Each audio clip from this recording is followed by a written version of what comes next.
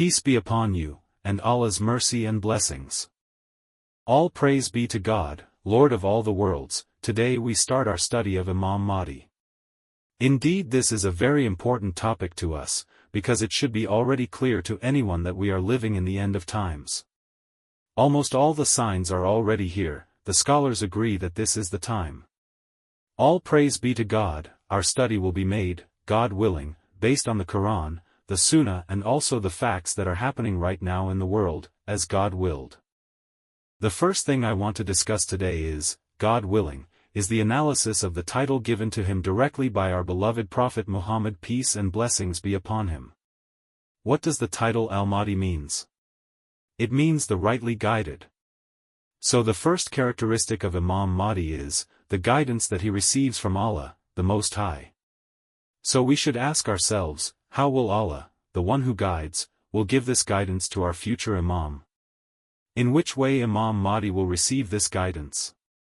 This is a very important question to ask, but sadly, I don't see anyone who tries to ask this question, and consequently, no one answer it. All praise be to Allah, Lord of all the worlds. The answer is already there, as Allah willed. Our beloved Prophet Muhammad, peace and blessings be upon him, already gave us the answer, and as Allah willed, it has been reported in the major books of hadiths, namely, Al-Bukhari and Muslim. God willing, we are gonna read some of these narrations. Narrated by Abu Huraira, I heard Allah's Messenger, peace and blessings be upon him, saying, nothing is left of the prophetism except Al-Mubashshirat. They asked, what are Al-Mubashshirat? He replied, the true good dreams, that conveys glad tidings. Nothing is left of prophetism after the death of our beloved Prophet Muhammad, peace and blessings be upon him, but by the mercy of Allah, exalted and most high, as a compensation for this great loss, we have the true dreams. Another narration, reported multiple times, states that, Allah's Messenger, peace and blessings be upon him, said, a good dream, that comes true, of a righteous man is one of 46 parts of prophetism. Glory be to Allah alone, free and far away from imperfections he is. The value of a good dream is so high, that belongs to the prophetism. But let's continue reading some of the narrations reported, then, God willing, we will look at the opinion of the classical scholars. In Sahih Muslim we can read, Abu Huraira reported Allah's Messenger, peace and blessings be upon him, as saying, when the time draws near a believer's dream can hardly be false. And the truest vision will be of one who is himself the most truthful in speech, for the vision of a Muslim is the 45th part of prophecy. All praise be to Allah, Lord of all the worlds. This is so beautiful. Let's stop briefly to analyze this hadith. What does, when the time draws near, mean? It means that this hadith belongs to the signs of the Day of Judgment, as Allah wills. It means that this hadith is not only a sign for us, but also an advice to listen to our dreams. Why is that so? Because as we read, a believer's dreams can hardly be false. All praise be to Allah, truly Allah is the most merciful. Allah is so merciful with us, that the bar was set already high for our dreams. What does hardly mean here? Hardly means a percentage close to 10%, so 1 in 10 dreams is false. Only 1 in 10 dreams, all praise be to Allah, Lord of all the worlds. But we can increase this percentage in our favor. Look at the mercy of Allah, the highest and most exalted. Look at what a simple condition Allah gave us for increasing this percentage. Just don't lie. We read, and the truest vision will be of one who is himself the most truthful in speech, and this Allah willing will be important later on. So, if someone is sincere, his dreams can have up to 99% chance of being true dreams. Imagine, just by being sincere, we can have in 100 dreams, 99 that are true dreams from Allah, the Most High. Of course, we should always strive to uphold the Sunnah of our beloved Prophet Muhammad, peace and blessings be upon him, but in this specific case, sincerity is the condition required to receive good dreams from Allah, the Most High. And as Allah wills, the hadith ends by telling us that the dreams of a Muslim is the 45th part of the prophecy.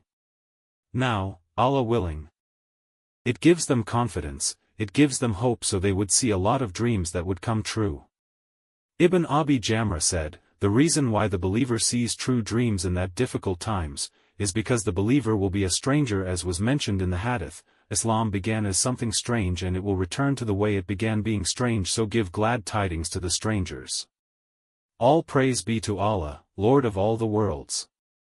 In the Holy Quran, Surah Yunus, Ayat 64, we can read, for them is good news in this worldly life and the hereafter. There is no change in the promise of Allah. That is truly the ultimate triumph. In Sunan Ibn Majah we can find what our beloved Prophet peace and blessing be upon him has said regarding this ayat. It was narrated that Ubadah bin Samit said, I asked the Messenger of Allah about the saying of Allah, glorious is He, for them are glad tidings, in the life of the present world, and in the hereafter. He said, those are good dreams that a Muslim sees or are seen about him. This hadith is also reported in most of the tafsirs of the Quran. So, the glad tidings to the strangers are the good dreams that a Muslim sees, and in the end of times, the strangers of this world will receive multiple dreams that come true Allah willing. These same strangers, will be the ones Allah willing, whom will bring back the true Islam, as it is said, Islam will come back as something strange.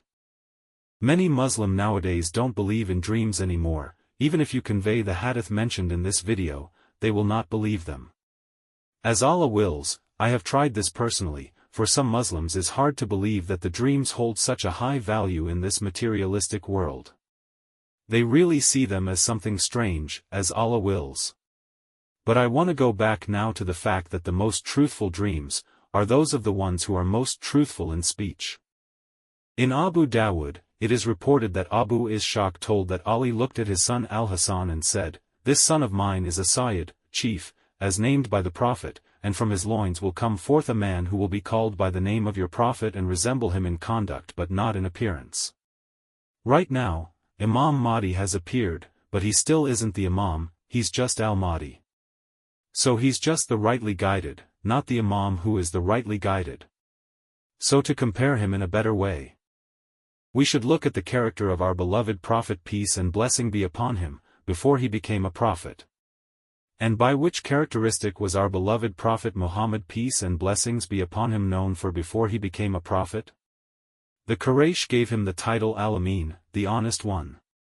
Exalted is Allah, free and far away he is from any imperfections. Honesty, or sincerity is the condition that we mentioned before for receiving true dreams from Allah the Most High, as Allah wills. This is something extraordinary, all praise be to Allah, Lord of all the worlds. So if any Muslim can receive true dreams from Allah the Most High, Imam Mahdi will be the one who receive the most truthful dreams, because he will be the one who is most sincere among the Muslims. We may think that his percentage of true dreams can even reach 99.99%, so just 1 in 1,000 dreams will not be true. Al-Mahdi will be guided by dreams because that's the only thing left of the prophetism. How can this not be the case? And also the followers of Imam Mahdi, especially the ones who believed in him from the start, and who helped him to convey his message, they will also be guided by true dreams by Allah the Most High, Allah willing. Now, we should look at the facts happening right now in the world, because indeed Al-Mahdi has already appeared, and Allah willing in the next videos we will discuss more deeply every sign, every hadith regarding Imam Mahdi, so we can eliminate any doubts. There's a man from Pakistan, his name is Muhammad Qasim Ibn Abdul Karim, who is 10 years that, under the command of Allah the Most High, he's spreading the dreams that he received for all of his life. Yes, all praise be to Allah the Most High, the dreams started when he was little, they became frequent when he was just 17 years old, and it's 10 years since he started sharing his dreams to the Ummah, and already many of them became true, and Allah willing all of them will become true. Allah willing, we are going to analyze his dreams in a dedicated series. Shortly, in his dreams Allah told Qasim that the world is full of darkness, and the cause of this darkness is shirk, and even the Muslim nations aren't spared. There's going to be a big war in the Middle East, the Third World War, and in the meanwhile, Pakistan will take the big step to eliminate shirk in all of its forms from the country, and then Allah's help and blessing will be bestowed, Allah willing, in Pakistan. And then, with the help and mercy from Allah, Pakistan will develop so much, Allah willing, that it will become a major superpower. Then, Pakistan will join the World War and will defeat the US and Russia, freeing the Middle East and becoming the only superpower. Then, from Pakistan the true Islam of our beloved Prophet Muhammad, peace and blessing be upon him, will spread all over the world, and there's gonna be years of peace and prosperity. But this is all after we eliminate all forms of shirk. All praise be to Allah, Lord of all the worlds. Lastly, I need to address a topic that, in my opinion, I shouldn't even say anything about this, and Allah willing you will understand why. I'm the one telling that Muhammad Qasim will be the future Imam Mahdi. Me and many other of the people that believe in his dreams also believe that he will be Imam Mahdi in the near future, Allah willing. He never ever made any claim. He always opposed this opinion. He said many times already that he has nothing to do with Imam Mahdi, that he does not believe that he is Imam Mahdi, and that he doesn't even want to be Imam Mahdi, he just want to become a wali, a friend of Allah, Lord of all the worlds. I say this because the people who reject Qasim, not all of them of course, but many of them, they reject him because they believe that he made a claim, but this is not the case. Most of the people who made videos regarding Muhammad Qasim, rejecting him and telling their follower to not believe him, they always say that he made a claim, but this is not true. If they did just a little bit of research on Qasim, if they just listened one interview that he gave, or one of his speeches, they would know this. They didn't remember what Allah says in the Quran, Surah Al-Hujurat Ayat 6. O believers, if an evildoer brings you any news, verify it so you do not harm people unknowingly, becoming regretful for what you have done. So verify the news, as Allah wills. All praise be to Allah. We have the internet, a place full of information so easily available, so use it for good. We have AI, that makes it even more easy to verify informations, makes it faster, as Allah wills. All praise be to Allah, Lord of all the worlds. May Allah reward you all with goodness for watching this video. Allah willing, this will be a long series. Peace be upon you, and Allah's mercy and blessings.